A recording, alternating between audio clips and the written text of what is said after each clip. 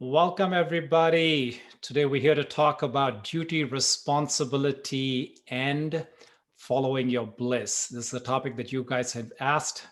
I've been taking in requests as they come in, and I think this is a great topic.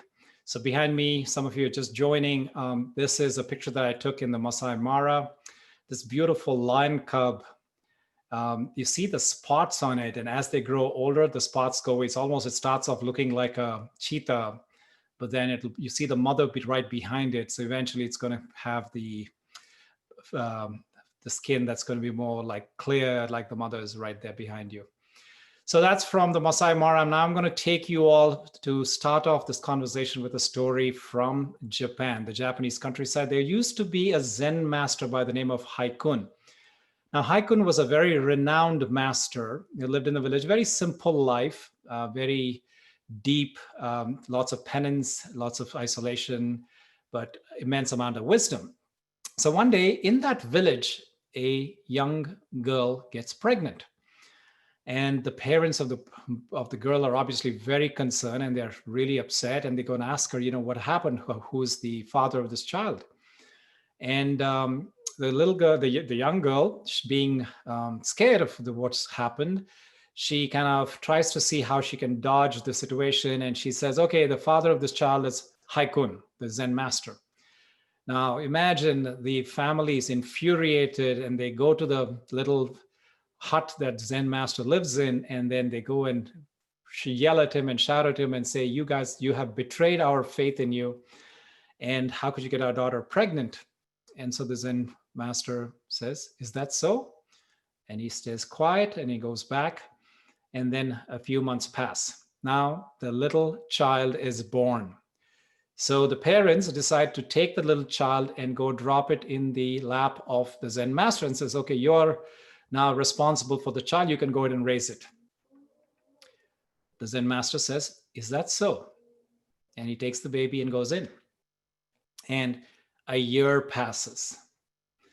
The Zen master has now been taking care of the baby very carefully, has been doing everything that he needs to do to make sure that the baby's needs are met.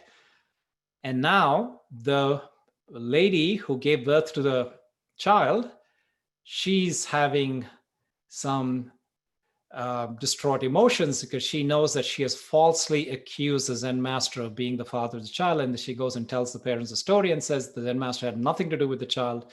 I just used that as an excuse. So then the parents, then hearing the story of the revelation of the daughter, go and pick up their grandchild from the Zen master and profusely apologizing to the Zen master and says, okay, you're not the father of this child, and we're so sorry all of this happened to you, and we put you through this ordeal. And he just says, is that so?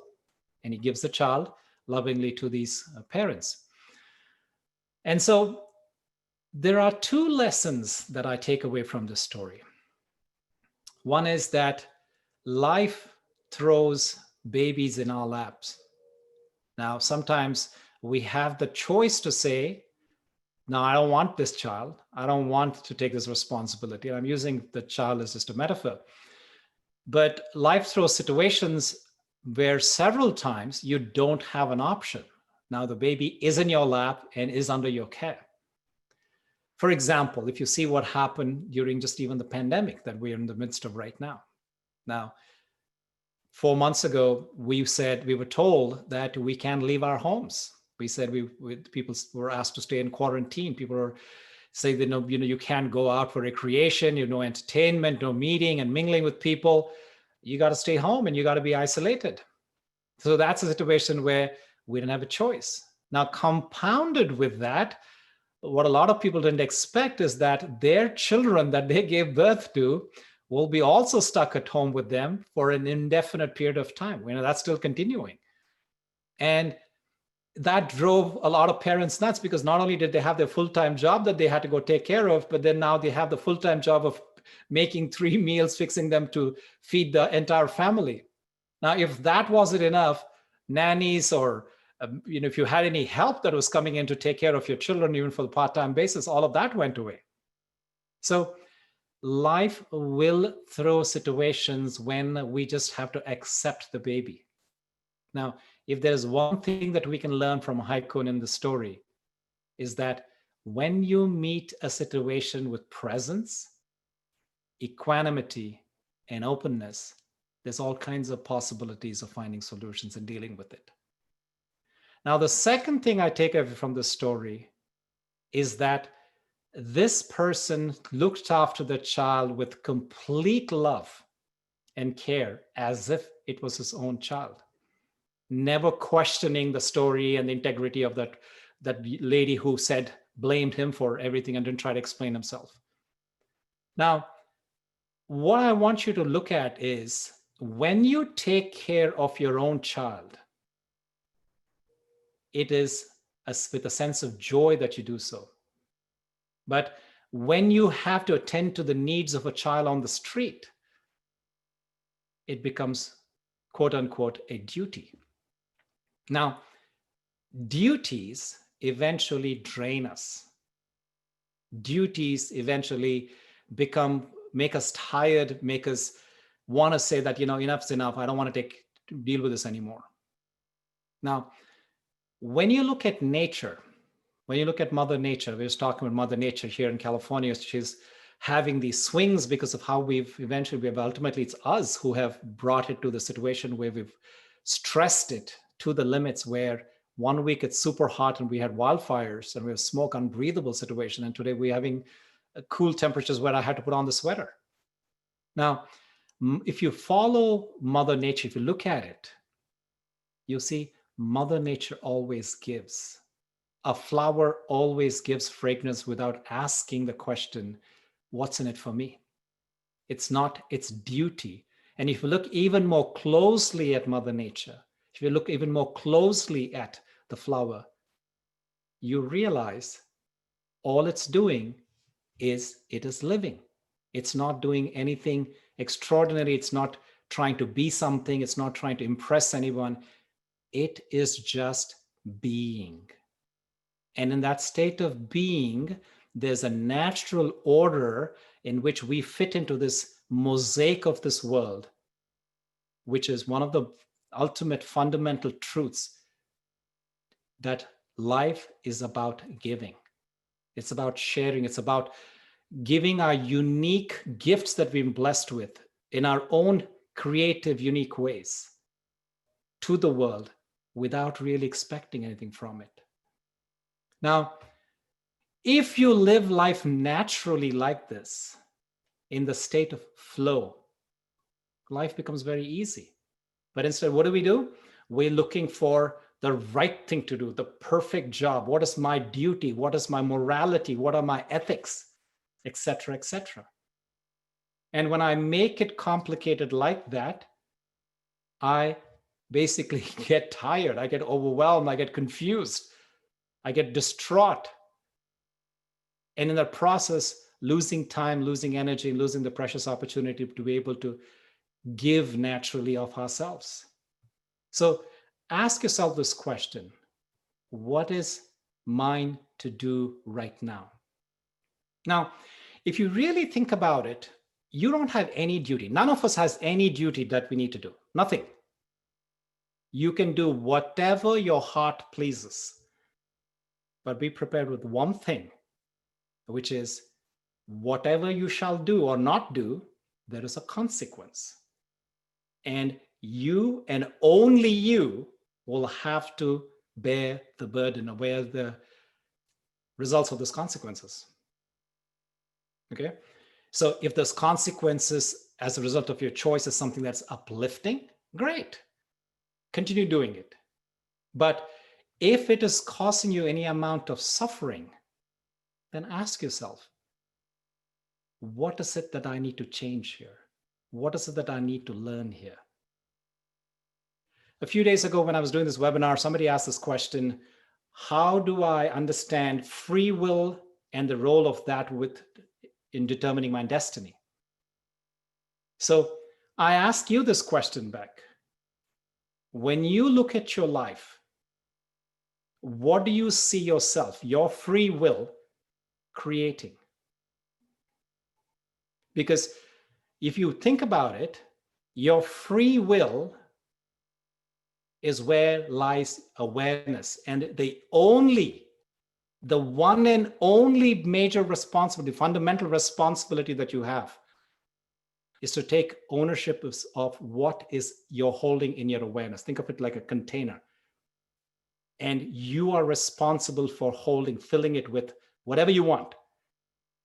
And remember, the world is a reflection of what you hold within that container. Now, it's a very important thing to understand that this container is where we define the values in life. Think of any value. Think of values like humanity. Humanity does not exist out there somewhere. It's not a concrete thing. It's not some sort of a fixed thing that we work towards. It is a concept. It's a philosophy. It's a value that we, as human beings, we call ourselves human beings because we supposedly have evolved to be able to take care of each other, to act in ways that are civil. So the value of humanity is something that if I hold in my awareness, I am going to create that in the world. I'm going to be responsible for manifesting that. I can bring that about in my world that I create around me. Think of that, even justice is something similar to that. There is no such thing as justice out there.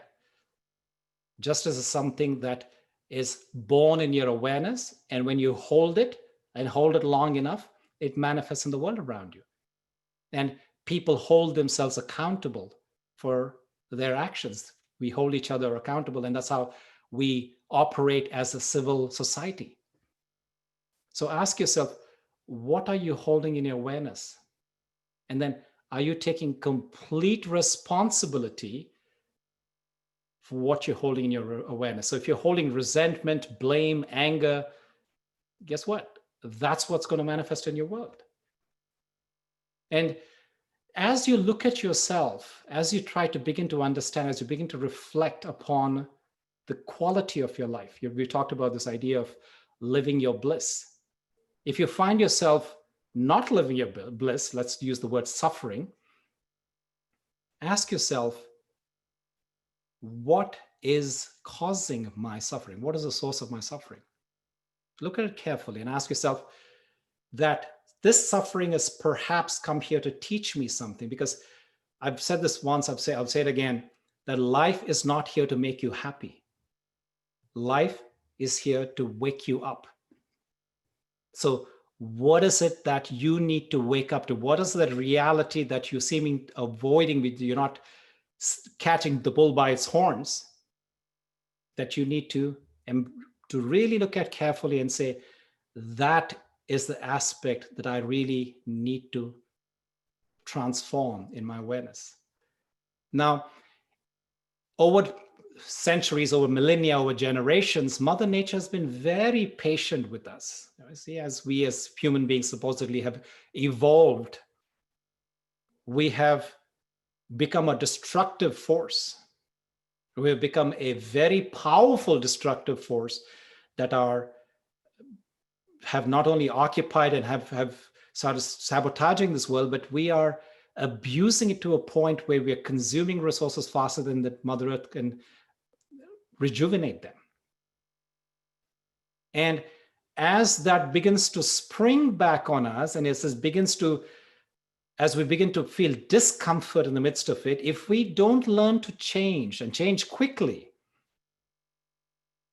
I don't believe Mother Nature is going to give us another 500 years, 200 years, or even 100 years to wake up to our way of being and interacting, and how we not only deal with Mother Nature, but how we deal with each other, and then ultimately how we deal with ourselves.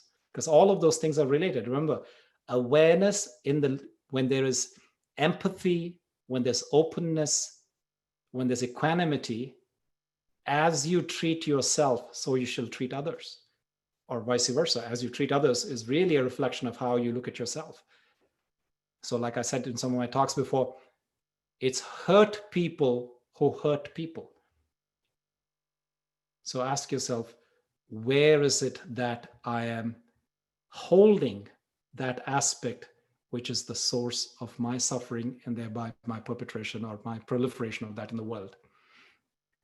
And then your responsibility is really not about anyone else. Don't try to fix somebody. Don't try to change somebody. We cannot change anybody. There's one thing that we cannot do is to change anyone outside of yourself. It's a great thing if we can even transform ourselves. But that requires attention and taking responsibility and saying, you know what? I am only responsible for changing myself. Nobody else can change me. And I cannot change anyone else. And so if this my responsibility is for myself, then my focus needs to be on my waking up. So could the purpose of life possibly be becoming responsible?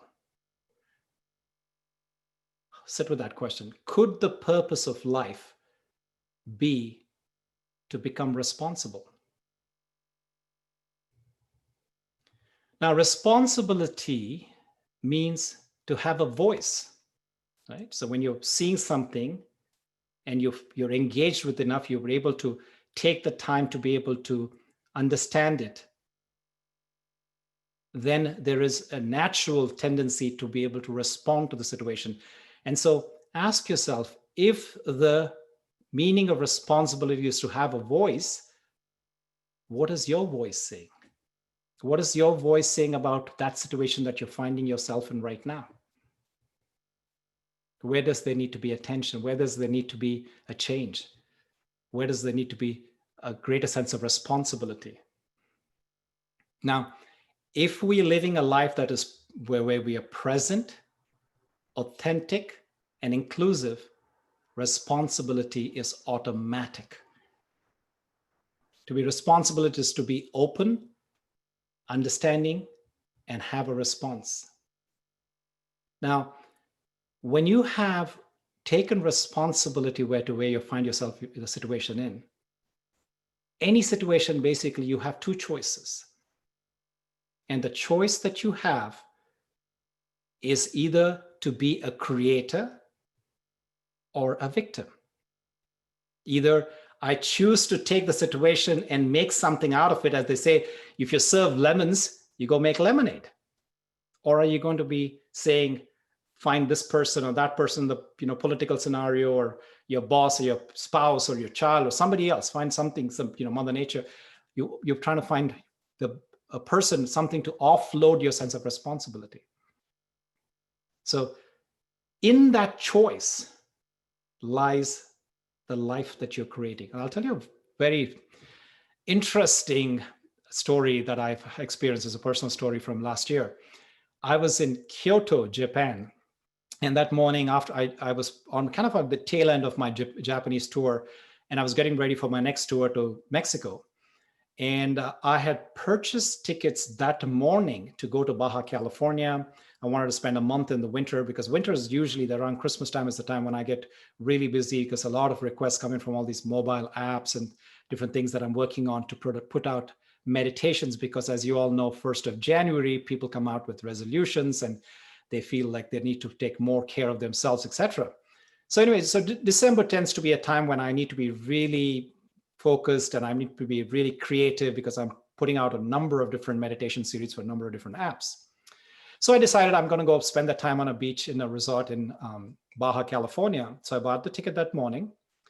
And that evening, I was supposed to meet up with a lady who I'd met on that trip, and we were supposed to get together and have dinner.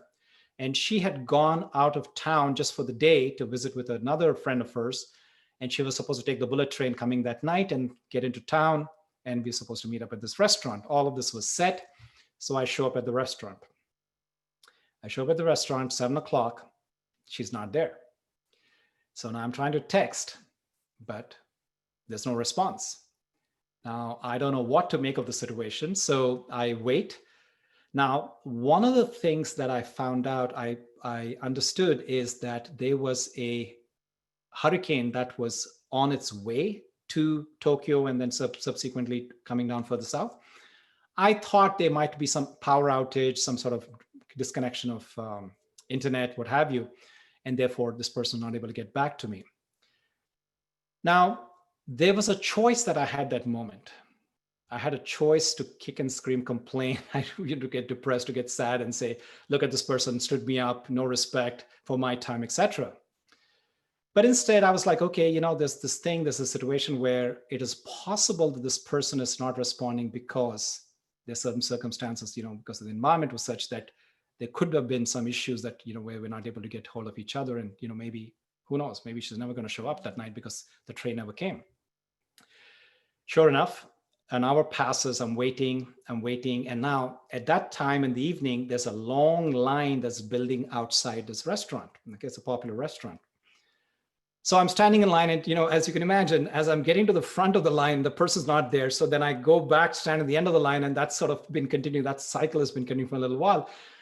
One could perceive that as a very frustrating moment, but you know what? I said, I'm going to take it in stride. I'm just going to say, I'm just going to be here now. I'm going to have a good dinner. I'm just going to have a good evening, regardless of what happens. Now, in that process of me playing that, musical chairs, where I leave the front spot, come back to the end of the line, I start a conversation with a mother and son who are standing right behind me in the line. And we just start chatting, and they're also tourists. I'm a tourist. We start talking, and they speak English, which to me was a pleasant surprise because, it's not too many people in Japan that speak good English. So I was happy that, these people speak English. And so we started having conversation.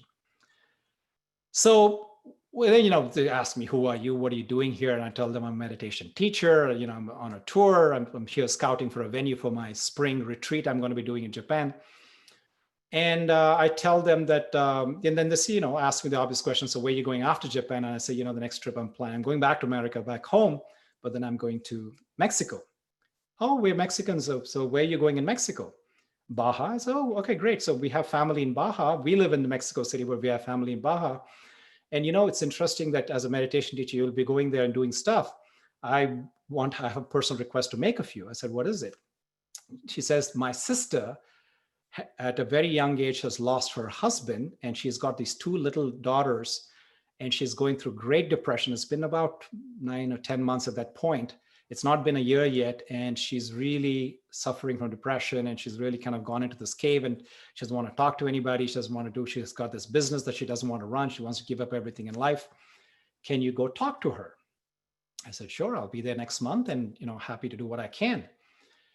So standing in that line, what ended up happening is that morning, a ticket that I had purchased to a place 9,000 miles away across the Pacific, suddenly the dots begin to connect. And before that, and then what happens is that actually they invite me to come and have dinner with them, and the conversation continues. They text their sister in Baja and arrange for me to do a workshop at her beautiful villa that's overlooking the ocean in the southern tip of Cabo San Lucas. And all of that gets arranged in a matter of a few minutes, or within an hour. And all of that, if you look at that story, was possible because I did not let the negativity the situation that had just occurred, my plan that would just fallen apart, I did not let that overtake me. I was like, you know what? It is what it is. I'm just going to be present and look at the beautiful outcome now. So the story goes on. So I did end up going to Baja California the next month. I flew in, and this lady came and picked me up from the airport, go directly to her place, and she organized a little group. I did a little workshop at their house. They loved me so much that they actually invited me back, which was actually 15 days later or something. It was her birthday. So first birthday where she was celebrating without her husband. They booked a restaurant where I did a workshop on the very southern tip of Baja California. If you think about the peninsula of Baja California, California state, which ends up in the peninsula, there is a restaurant that is at the very tip, and they have a beautiful overlooking veranda. And they had me do a big workshop with a much bigger group on her birthday, because all of that came from this Kyoto restaurant, this musical chair business that I was doing. And just goes to show, if you stay open, folks, there are limitless possibilities. Don't let the negativity or perceived negativity, there's no such thing as negativity. I've said this oftentimes in my workshops. We assign something of value where we say something is positive or negative. Situations are situations. Life is life. And we ascribe emotions. We ascribe certain value to it. And I ask you, if you drop the emotions and just stay present, you'll be amazed how quickly the universe will put you to good use. So right away. So with that said, I want to talk about, we talked about duty a little bit. We talked about responsibility.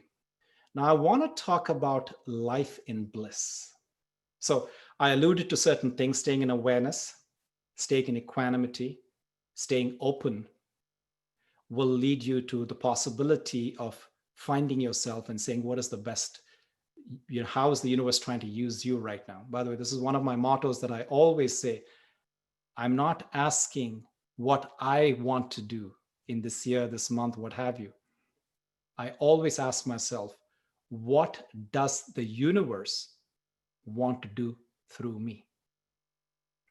So when you are aligned like that, so that's a meditation itself. It's a constant meditation. Actually, it's a daily thing. It's a daily question to ask yourself, where your ego tries to tell and say, I, me, myself, I want this, I need that, etc. And if you think about meditation as a process of really quietening that ego and saying, just get out of the way and let the magical machinery of the universe, let it do its thing. And just you watch, it will be much more amazing, much more creative, much more beautiful than what your limited egoic mind can conceive. So now I'm going to share with you 3 clues of if you are living life that's in bliss, aka aligned with the universal energy. What will that look like? Number 1, you will sleep easy. So when you hit the bed, you have deep sleep.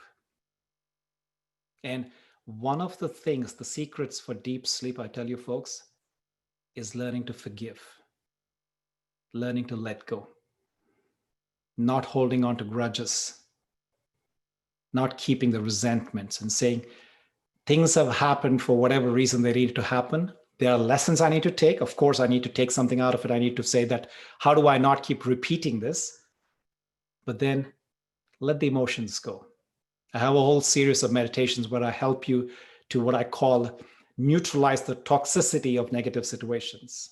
But just for the focus of this conversation, let's keep it succinct and say, let the negativity go, let the emotions go, become light, and then you'll realize you'll be able to have a good night's rest. The second sign that you're living your life of bliss is that you put your resources not for the use of just for oneself, but for the use of the other. There's a lot of scientific evidence to show that when a group of people were given $25 each daily, and one part of the group was asked to spend the $25 on themselves, and the second group was asked to spend that every day on somebody else. They measured the happiness levels using fMRI technique, and they saw that the people who have spent that money on themselves day after day, the happiness levels begins to decline. And that group that was giving that $25, putting it to use of others, they kept their level of happiness consistent. And you can see this probably from your own life. When you have something, we just get jaded. We just keep getting the same thing over and over again. We take it for granted. It doesn't bring us any more happiness. And now, so we have to up the ante. We have to up that thing. We have to raise the bar on that to be able to get us our sense of that fix of excitement. And there's no limit to that thing. So one of the signs of somebody who's living their life of bliss is they will put their resources, and I say resources because resources come in so many different ways. Money, your time, your attention, your skills, right? You put that for the service of others. Now, the third sign that you're living your life of bliss is you do not crave bad things, whether it's comfort foods, whether it's alcohol, whether it's unhealthy stuff for your body, your mind, for your soul, whatever it is. You know what that cravings that you have, that addictions that you have, that little thing that you want to go to when you want to distract yourself. If you're eating well, you're not indulging in vices and just living well, you don't need any of those guilty pleasures. So ask yourself, am I living a life of bliss? Well, it's not a consistent thing. It's not like, am I working my way? Can I understand how to move away from suffering towards a life of bliss? And so those are 3 barometers, if you will, that'll help you to guide you as you traverse that path. So with that said, I'd like to now dive into a meditation. Before I dive into the meditation, I want you to first jump from this world of conversation into the world of somatic, which is I want you to feel into your body. And so with that, I would like for you to do a little stretch. So I want you to create a circle with your hands. So I'm just going to raise my hand to demonstrate it. So I want you to create a circle extending forward in front of you. So around your chest, your arms where your elbows are bent, creating a sort of a circle in front of you when with your palms clasped. Now, try to extend, push that circle out as far away from you as possible, still while keeping integrity of it being a circle. Okay. Now I want you to look into the circle as you're breathing out. Drop in your head as if you're peeking down, looking into the circle. Imagine this is like a well, and at the bottom of the well, there is water, and you're seeing your reflection in the face. You're seeing your face reflected back to you in the water. And gently bring your head up. Roll your shoulders back. Relax your body. And let's drop into our heart space.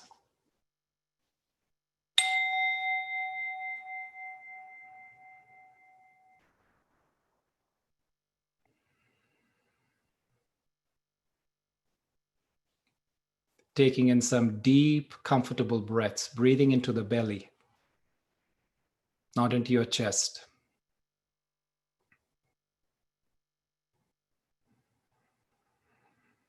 And with each exhale, let go of any tightness that you may have in your body, starting with your neck, your jaw,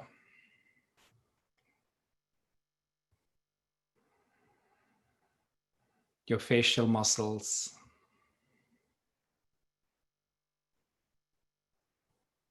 your shoulders,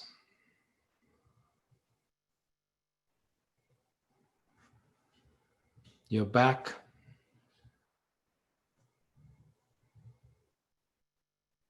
your abdomen,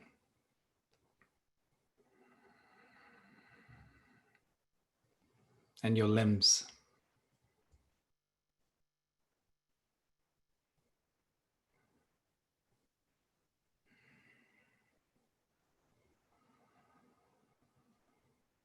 As you relax your body, gently take a step back with your mind and observe your thoughts.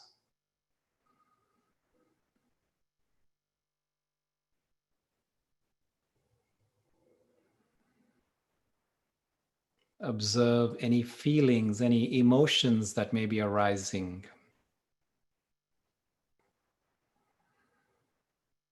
Not holding on to them, not trying to resist them, and definitely not allowing yourself to be carried away by them. Just observe.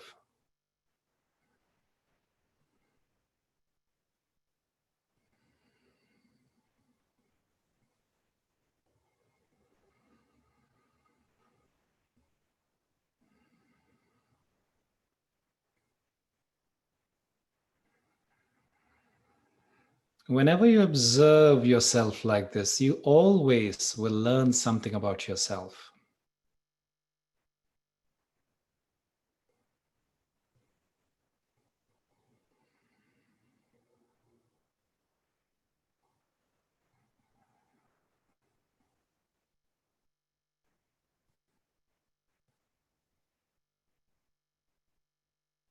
And it's in this observation and learning can there be personal transformation.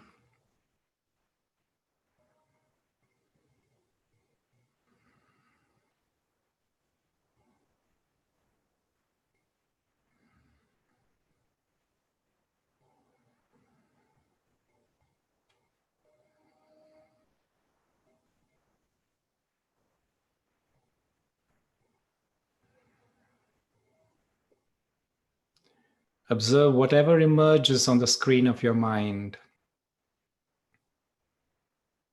without judgment.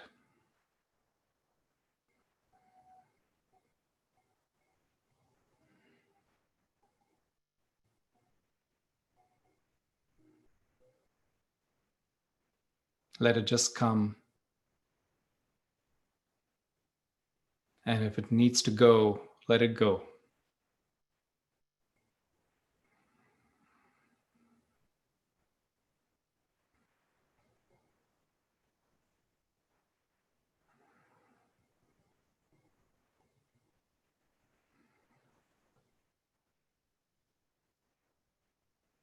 Whatever may be happening with your thoughts, your feelings, and emotions right now will eventually begin to fade away as you pay attention to your awareness.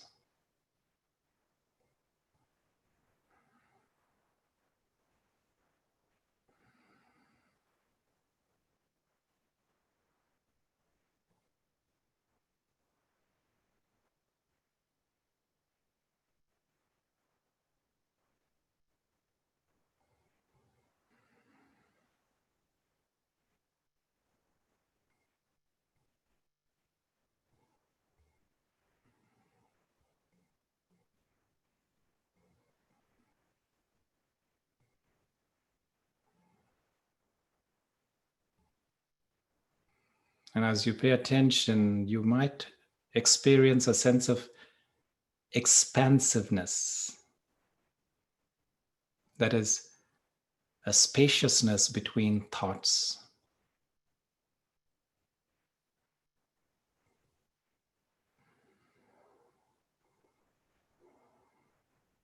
And it's in that space between thoughts that one experiences bliss.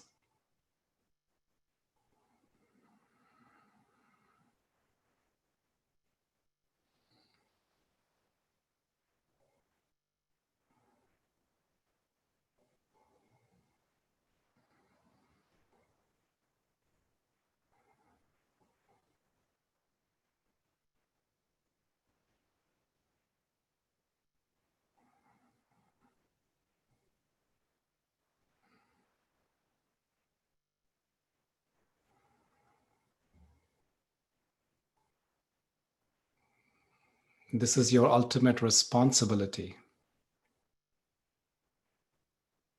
to notice and become aware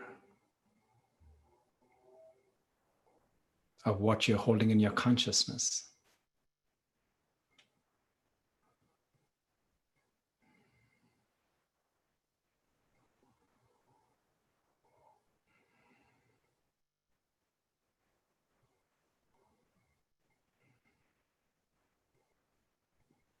It is in your awareness that you hold your humanity.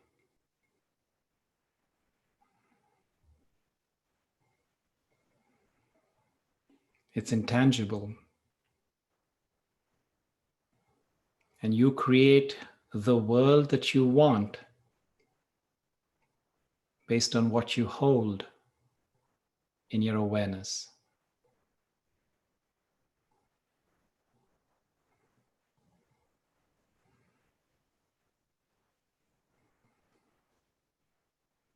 If it is peace, then you create a world of peace. If it's a resentment, then that will manifest.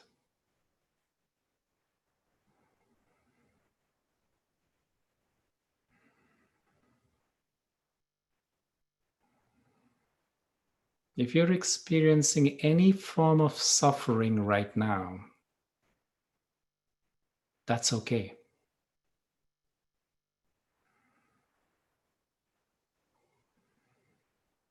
It's come to wake you up. It's come to tell you there's something to learn.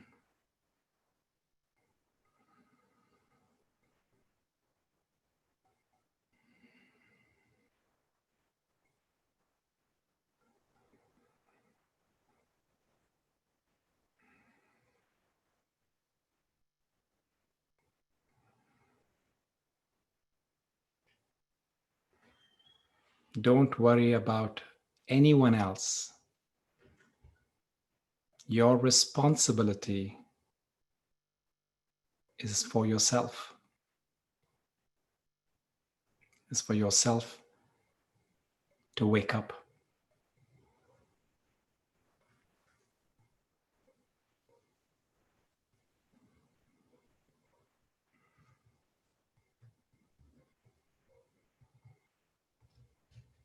Are you awake right now?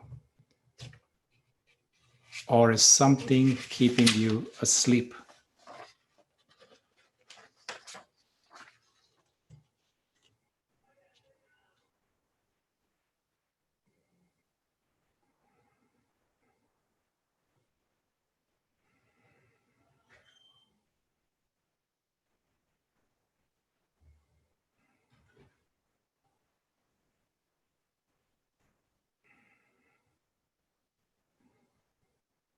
Responsibility is having the courage to see.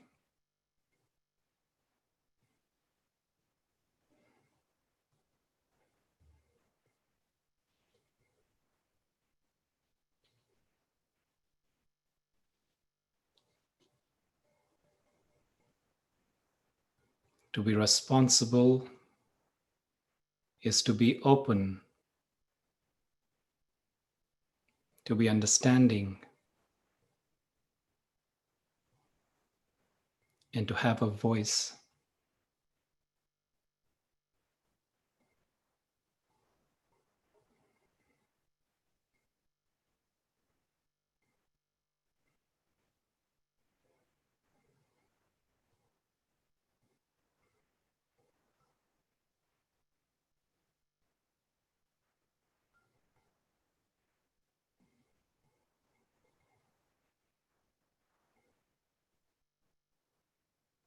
You can choose to either be a creator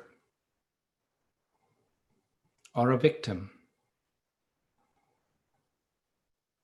There's no one else to blame because there really is no other.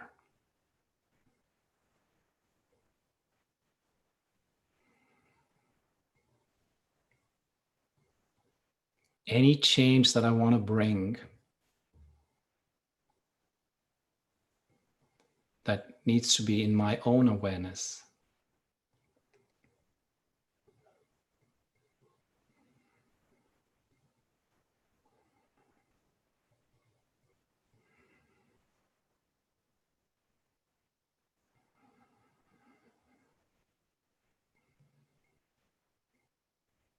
We can all be sure that life will throw many different kinds of situations at us. And there will be many circumstances where you'll have absolutely no control. And all you can do is to choose your response.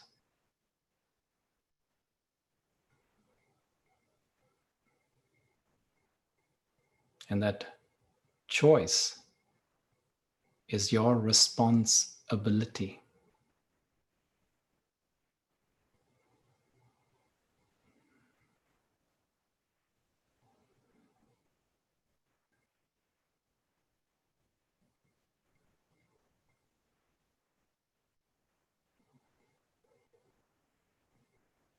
And that's what makes someone a true leader.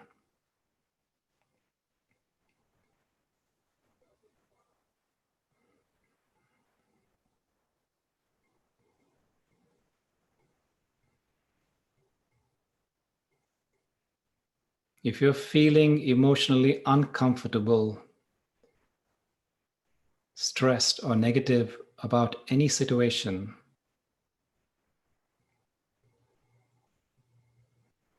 it is a sign that you are avoiding some responsibility towards yourself.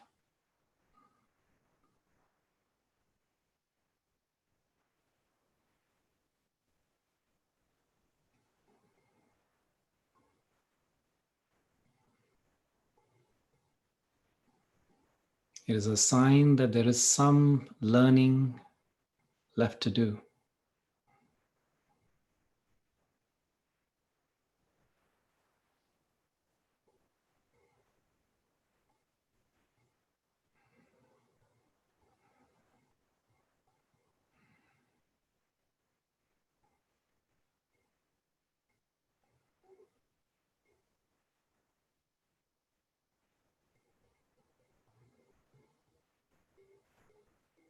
Listen to your inner voice.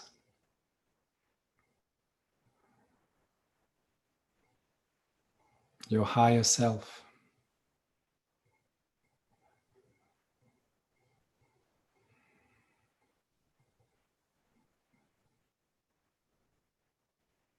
What is that voice saying?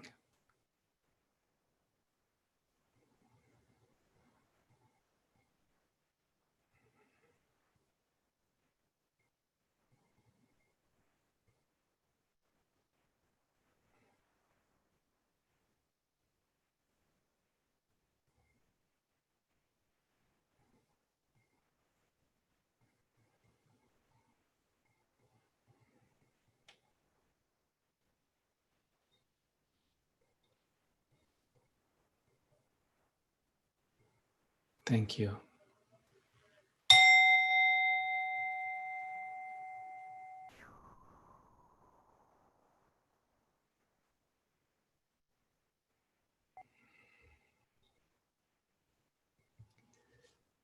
At your own pace, I want you to gently come back into the circle.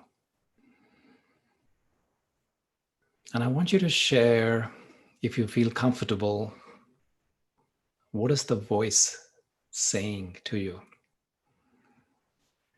I want you to please put this into the chat window. And then I also invite you to ask any questions that you may have on this topic. And the questions, I encourage you to please put it in the Q&A section of this Zoom. That way I can see them and take them in the order that they come in. So I'm beginning to see some responses here. I'm an artist of my own life. Yes. Charity and support an NGO. I am worthy of all life has to offer. I'm responsible for our growth and our development. It says it's time we've evolved. Very good. Excellent, folks. It says it's time that to do what we're here to do. Great. And then this says, it's telling me to come. I love it. It's quote unquote come. I love it. All right, folks, go ahead and ask any questions that you may have on this topic.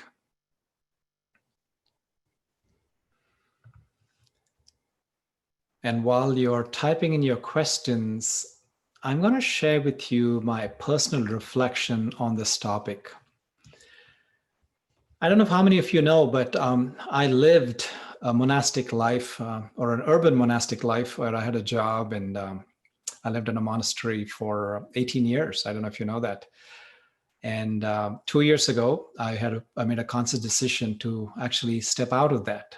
I call it bringing the work to the streets, from the cloister to the conventional life, to the conventional world. And I have been now traveling and teaching in different parts of the world. And it was an incredible shift in terms of, the comfort that I had walked away from. I'd realized that I could have retired in that life. I could have grown old, but it is a choice that I made, that I felt like the time had come for me to be able to take all of my practice and say, I cannot be now just limited to the comforts or the safety of this environment of the monastery. Because you see, that is a very happy or a safe, or it's a very peaceful, it's a very non-confrontational space. Okay, so that's great. It's very comfortable, and it was very good for me to be able to do the work that I did. But then there came a time to say that, how does this wisdom, this experience, all of this practice translate into living out there in the world amongst people, regular people? I mean, there's people even in the center, or in the meditation place where I was living. And I came to realize that really the work is about trying to create a balance of keeping your inner saintliness or the inner peace in the midst of the outer quote unquote chaos. So we really are, these are two interdependent systems.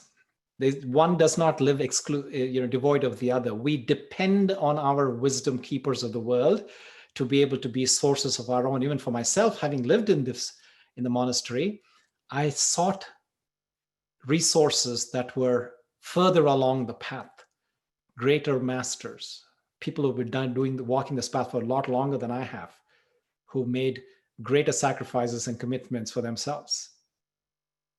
So these are two worlds that are actually, they draw from one another, because those practices and those wisdom does not mean anything unless you apply them.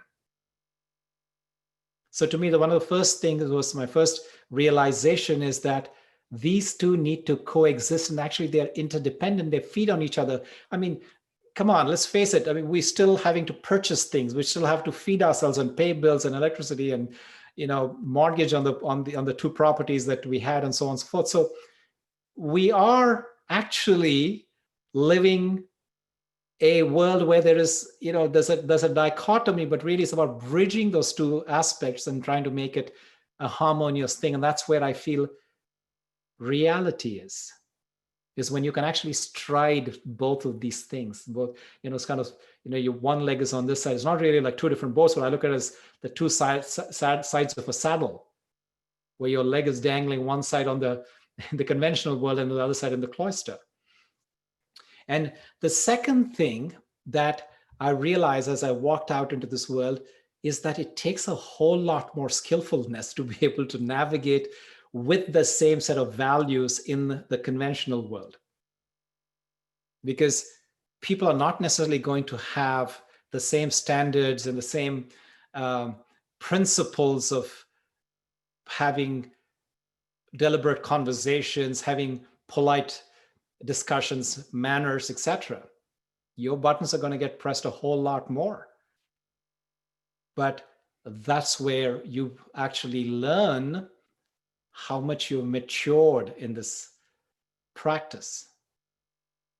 And from that edges, from that, the light will shine when the buttons get pressed on those edges that need to be constantly shaped, smoothed.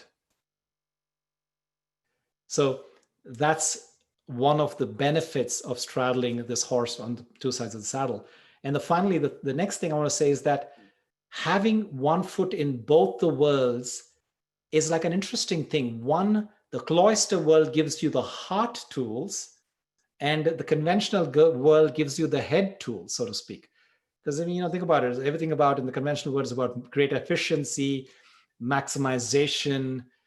How do you utilize it? How do you make it, broadly known, broadly seen, broadly applicable, constantly raising the bar, scalable, etc. Right? So these are all head tools, I call it. But then you try to balance that and not get too caught up in the headiness, because that'll make you depressed, eventually.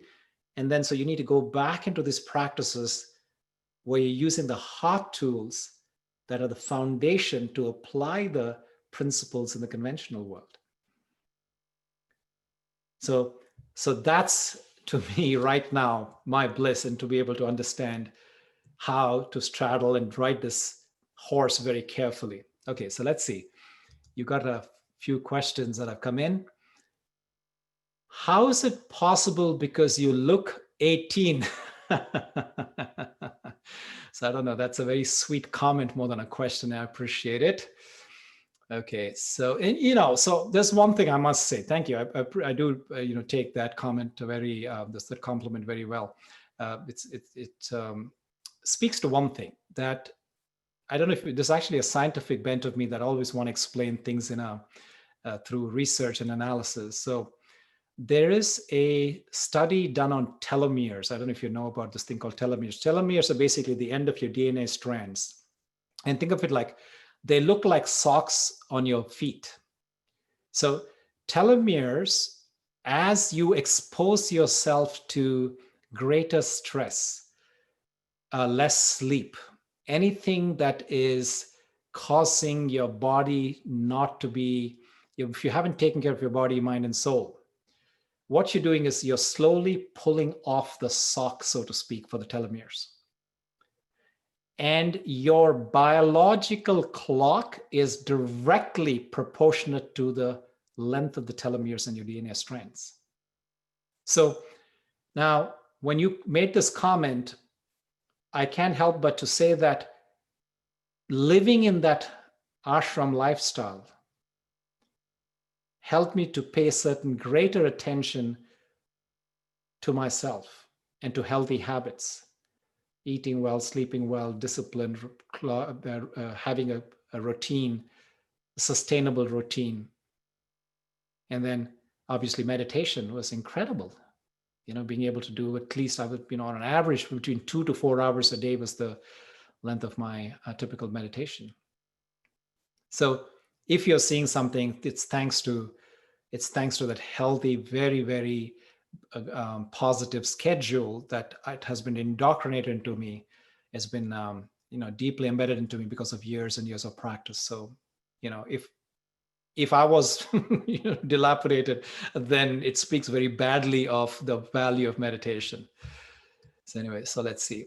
The next question is, I love what you say about what you manifest in yourself is manifested outwards. I have had a lot of abandonment in my life for all various reasons, starting within my family, then my friends and lovers. What do I need to manifest in myself to stop this theme of abandonment? Great question. So I would say embracing yourself, loving yourself, being completely enamored by yourself for the person that you are, exactly as you are. No needing to change anything, no needing to become something else, something better, some other version of your future self, etc. When you begin to love yourself, you put out that vibe into the world. When you begin to realize your own value, people will begin to value you. And the converse is also very true. When you do not respect yourself, you're opening yourself to manipulation and abuse and disrespect. So really, the heart of that practice, the heart of the solution lies in really, truly embracing yourself exactly who you are and where you are right now. Okay, so then I have another question. In the next session, can you please share in detail about your schedule and activities with your monastic life? Well, okay. I mean, I've blogged about it. You're welcome to read that, and I'm happy to share this. So what I'll do is this: I'll make that some part of the conversation, not probably not the entire thing, because, like I said, right now, my journey or my focus is on about straddling both this world of, action and reaction, and this world of peace and harmony. So it's not just about one thing or the other. So I would say, like, probably a more useful question would be, I'm not saying your question is not useful, but I'm saying the more useful aspect of the conversation could be, how do I bridge, or how have I bridged that old lifestyle with this new lifestyle, right? Or this regular lifestyle. Okay, so that, I think that would be an interesting thing. So, all right, I got one more question. This is going to be the last question I'm going to take. How do you deal with rejection? A person whom I liked walked away from my life, a job I didn't get, etc. So if you go back to my story, Yoko, thanks Yoko for this question. If you go back to my story from Kyoto, so you'll see that it's about being open to the fact that, the universe had not had that as your plan. You were bigger than that. You were better than that situation that you thought was very good for you. But you see, that's your ego speaking. The universe has your back. The universe has your best interest in its mind, right? So if you stay open, you will see possibilities that are even better than what you can see before, what you could have imagined before will manifest. Folks, thank you all for the great conversation. Thank you for all the good questions. I appreciate you joining. I will see you all again. By the way, go ahead and suggest your topic for next week. You can send it here. You can send it on the WhatsApp group, on the Facebook group, whatever if you're part of my mailing list, go ahead and do that as well. I will see you all soon. Until then, take care and be well.